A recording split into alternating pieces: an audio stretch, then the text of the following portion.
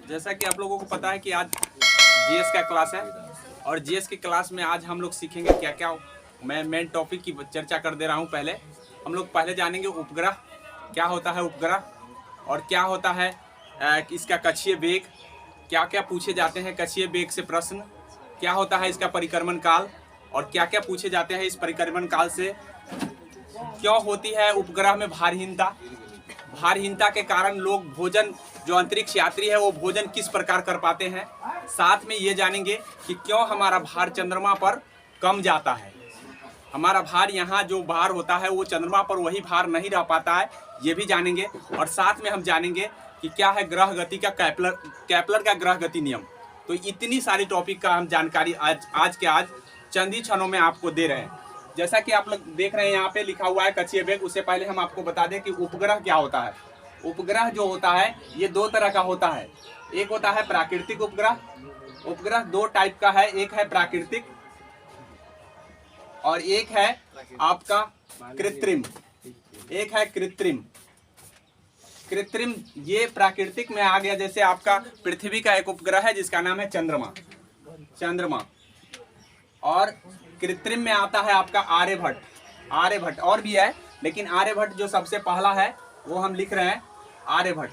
तो इस तरह से आपको समझ में आ गया होगा कि ये जो है उपग्रह हम उसको कहते हैं जो पृथ्वी की कक्षा में घूमता है। उपग्रह उसे कहते हैं जो पृथ्वी की कक्षा में घूमता है और चंद्रमा भी पृथ्वी की कक्षा में जो है घूमता रहता है। उसी प्रकार से कृत्रिम रूप से ये भी पृथ्वी के कक्ष में भेज दिया गया है और पृथ्वी के कक्ष में घूम रहा है।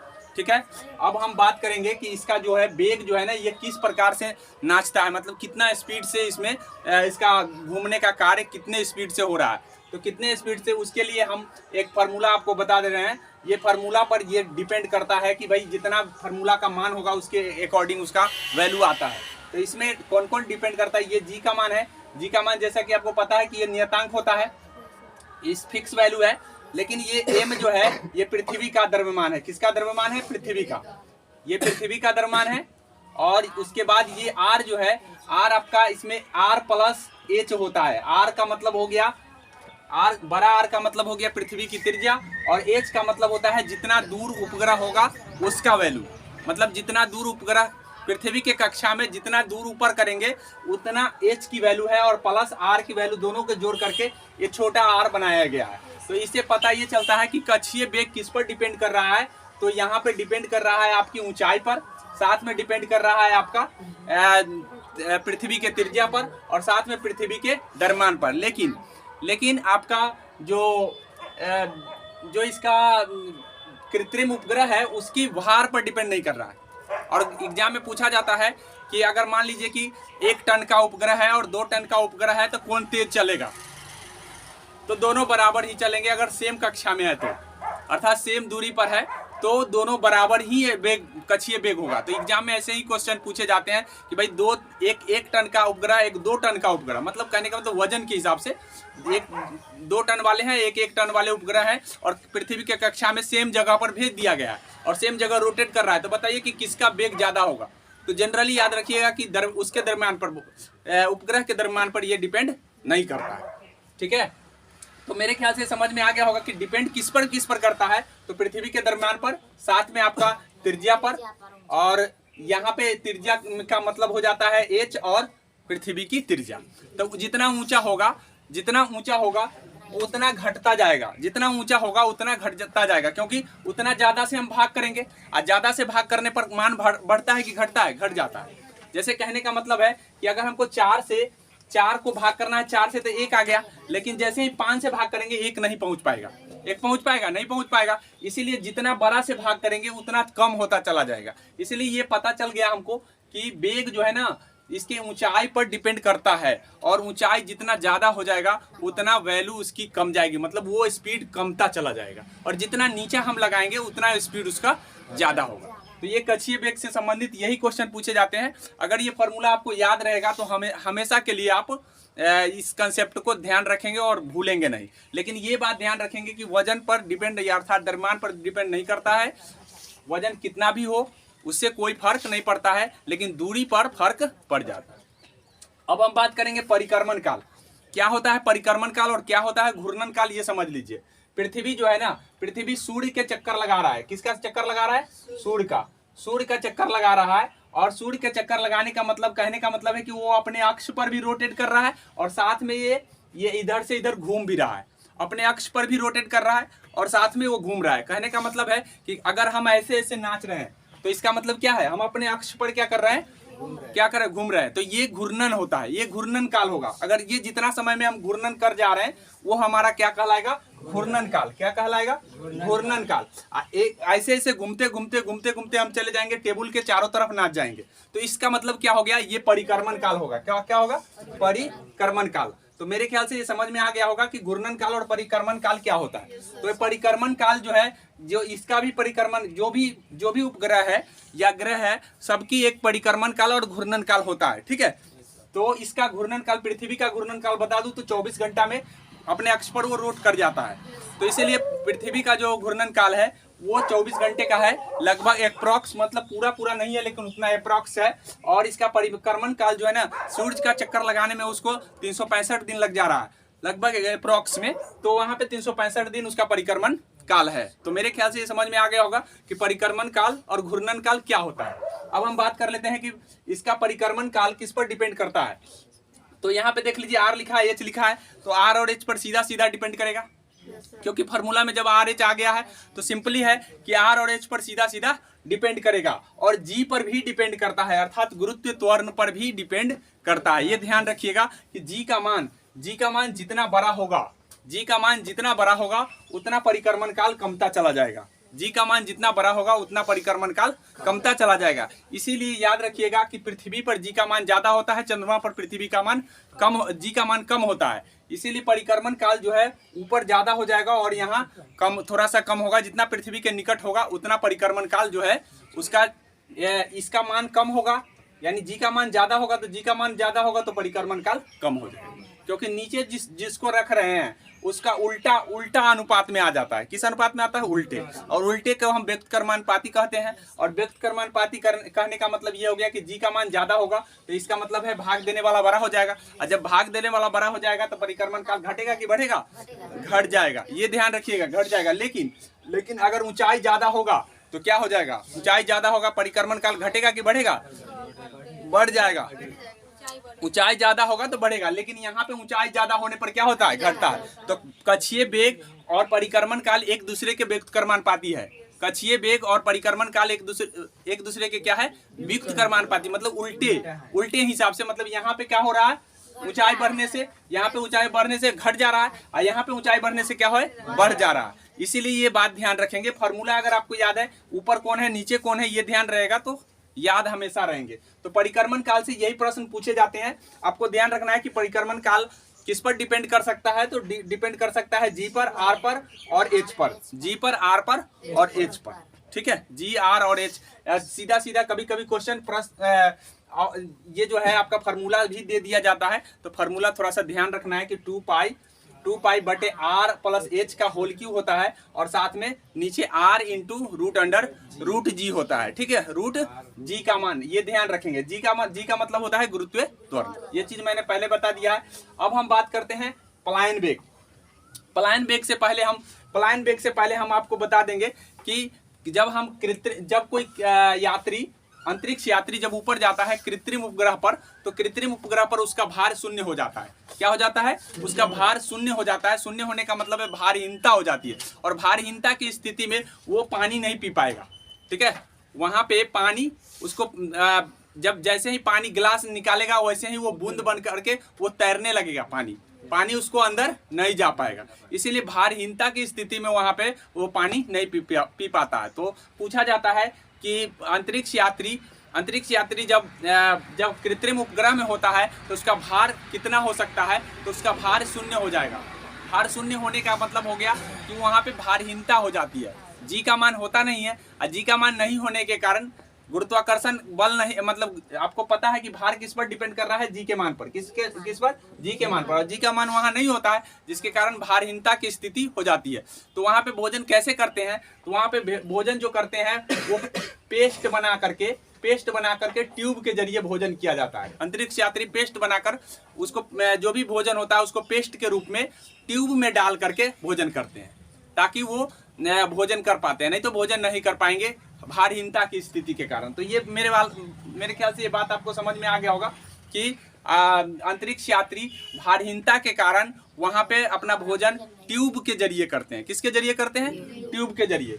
और उसके बाद आपको ये भी पता होना चाहिए कि जब हम चंद्रमा पर जाते हैं तो चंद्रमा भी एक उपग्रह है, लेकिन चंद्रमा पर उपग्रह होते हुए भी यहाँ पे भारहीनता नहीं होती है। चंद्रमा पर उपग्रह होते हुए भी भारहीनता नहीं होती है। इसका कारण ये है कि वहाँ जी का मान है, गुरुत्व त्वरण वहाँ पे है।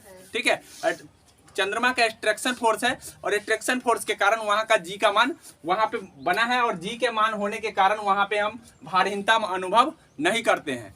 जी का मान यानी यहाँ जो जी का मान होगा उसका 1/6 भाग है, जो पृथ्वी पर होगा उसका 1/6 भाग। अगर मान लो यहाँ जी का मान 6 है तो वहाँ पे कितना होगा? 1/6 करेंगे तो 6 से 6 कट गया, क्या बच गया? 1। अर्थात एक न्यूटन मीटर एक क्या होगा? हम गुरुत्व त्वरण को किसमें मापते हैं? मीटर पर सेकेंड स्क्वायर। मीटर पर सेकेंड स्क्वायर त्वरण को किसमें मापते हैं? मीटर पर सेकेंड स्क्वायर। तो वहां पे जी का मान 1/6 भाग होगा। क्या होगा? 1/6 भाग। तो वजन भी 1/6 हो जाएगा। अर्थात हमारा दो चीज होता है, एक तो होता है द्रव्यमान, एक होता है द्रव्यमान और एक होता है भार।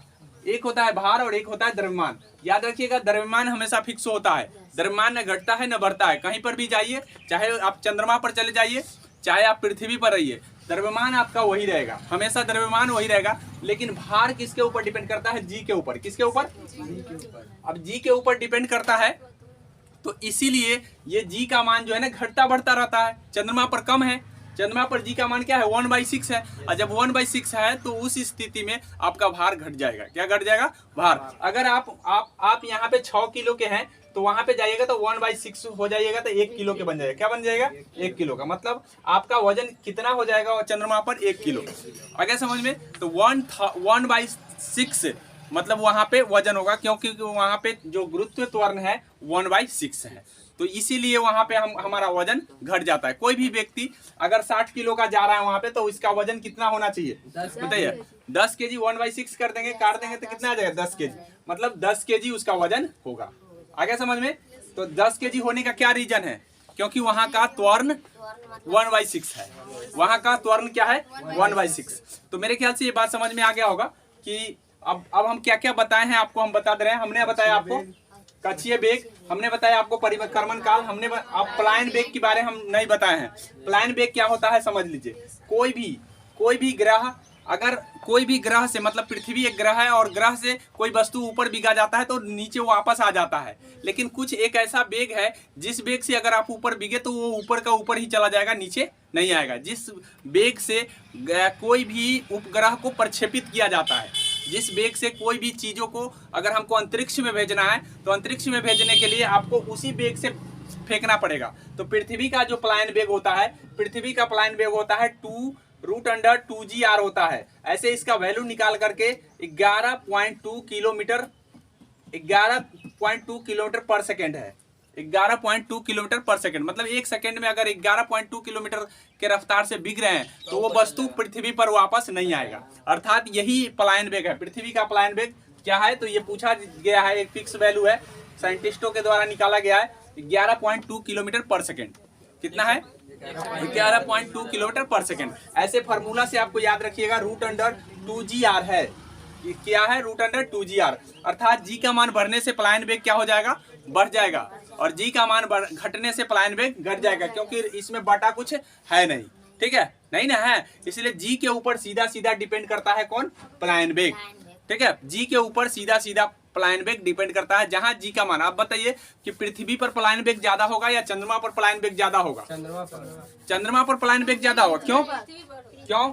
जी का मान सीधा सीधा डिपेंड करता है, और सीधा सीधा डिपेंड करने का मतलब है जी का मान बढ़ने से वो बढ़ेगा और जी का मान घटने से घटेगा। अब बताइए कि चंद्रमा पर जी का मान ज्यादा है या पृथ्वी पर जी का मान ज्यादा है?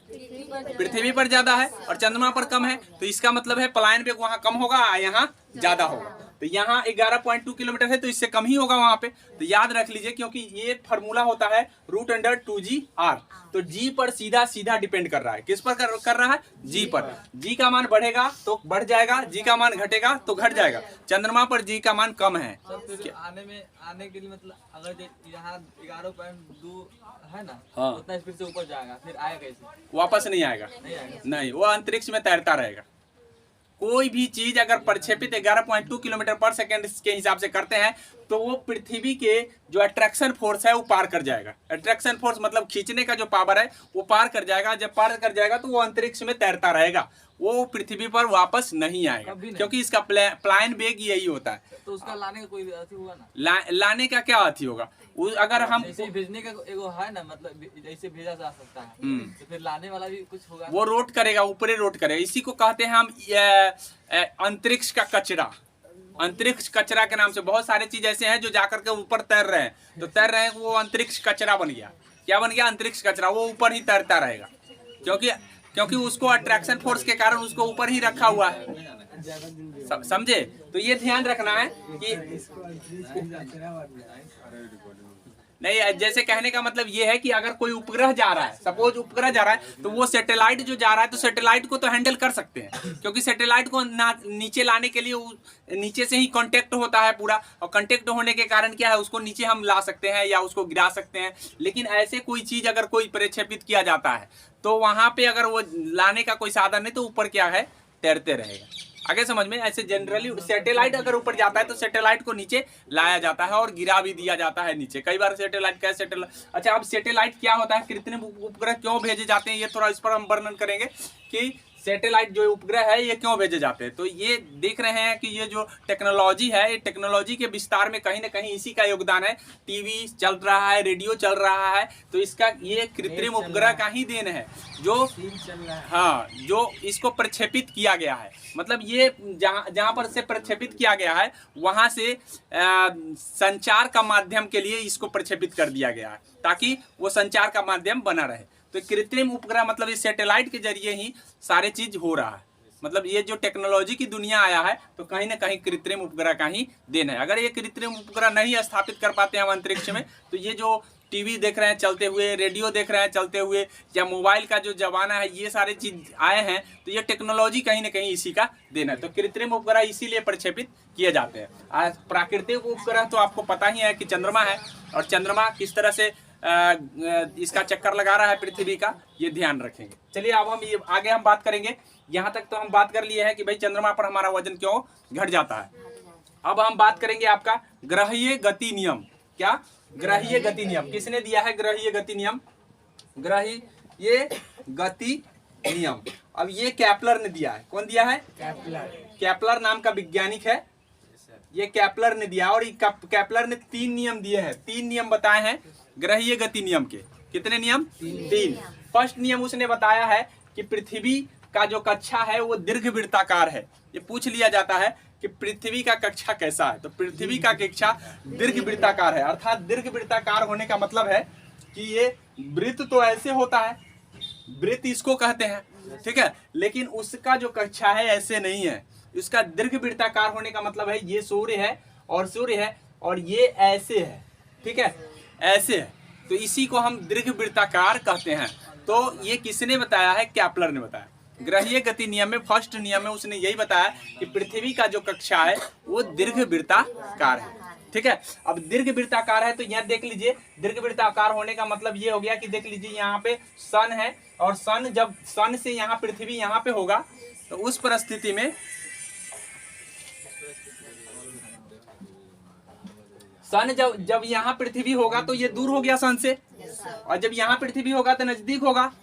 तो यही बोला है कि जब नजदीक होगा तो उसका गति जो है ना बढ़ जाएगा, जब नजदीक होगा तो क्या हो जाएगा? गति बढ़ जाएगा, और जब दूर होगा तो गति क्या हो जाएगा? घट जाएगा। बस यही बोला है दूसरा नियम में। केपलर ने क्या बताया? केपलर ने बताया कि जब ये सूर्य के नजदीक होगा तो इसका गति जो है ना, स्पीड जो है ना ज्यादा हो जाएगी, मतलब ज्यादा स्पीड से रोट करने लगेगा, ठीक है। और जैसे ही ये दूर जाएगा तो इसका स्पीड जो है ना घट जाएगा। ये चीज उसने बताया है दूसरा नियम में केपलर ने। तीसरा नियम उसने बताया कि ये दोनों का एक रिलेशन है। दोनों का जो परिक्रमण काल और डिस्टेंस का एक रिलेशन है, वो रिलेशन मेंटेन करता है। क्या रिलेशन है? वो बोला है कि जो परिक्रमण काल होगा उसका वर्ग कर दोगे और जो डिस्टेंस होगा उसका क्यू कर दोगे, दोनों क्या हो जाएगा? इक्वल हो जाएगा। क्या हो जाएगा? दोनों इक्वल हो जाएगा। ये चीज उसने बताया, ठीक है। जो डिस्टेंस होगा उसका क्यू कर दोगे और जो परिक्रमण काल होगा, मतलब जो उसका रोट करने का जो समय होगा, वो उसका जो स्क्वायर कर दोगे, तो ये दोनों आपस में क्या हो जाएंगे? बराबर हो जाएंगे। तो 3 नियम ग्रह गति नियम से पूछे जाते हैं एग्जाम में, ठीक है। सीधा सीधा पूछ लिए जाते हैं कि भाई जो ग्रह गति का नियम जो है ना, केपलर के हिसाब से क्या होगा? परिक्रमण काल का क्यू, और एग्जाम में कंफ्यूज करेंगे, यहाँ क्यू दे देंगे, यहाँ स्क्वायर दे देंगे, और 4 ऑप्शन इस तरह से बना दिए जाएंगे और आपको चुनना होता है। तो ध्यान रखिएगा कि परिक्रमण काल का स्क्वायर बराबर हो जाएगा ये मतलब इसका जो डिस्टेंस है उसका, ठीक है, उसका क्यू। तो अब इसके शब्दों में भी लिख दिया जाता है कि परिक्रमण काल के वर्ग उसके दूरी के घन के बराबर होते हैं, ठीक है, घन। तो ये ऐसे भी शब्दों में भी लिख दिए जाते हैं, तो ये ध्यान रखेंगे। तो ग्रह गति के 3 नियम दिए हैं केपलर ने। कौन कौन नियम? पहला उसने बताया कि ये दीर्घवृत्ताकार है। दूसरा बात उसने बताया कि जितना दूर होगा उतना स्पीड उसका जो है ना, जो वेग होगा वो कम होगा, और जितना नजदीक होगा उतना ज्यादा होगा। आगे समझ में? तो ये सारे 3 नियम है, ये तीनों नियम को आप ध्यान रखेंगे। तो इतना ही टॉपिक की हम बात किए थे, एंड हो गया।